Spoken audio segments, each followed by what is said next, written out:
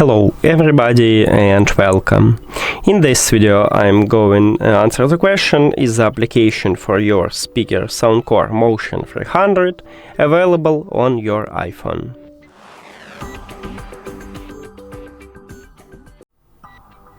So I already installed the application what SOUNDCORE offer for the speaker, and if we open it, we can click at the device and we can check supported devices for this application. So click at the speaker icon here and then go to setup manually.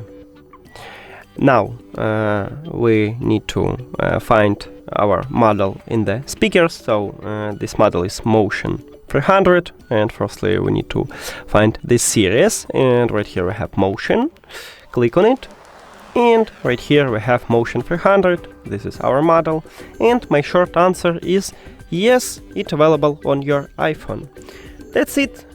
Thank you for watching this video. If you found it helpful, please consider subscribing to the channel and leave the like on the video. See you later.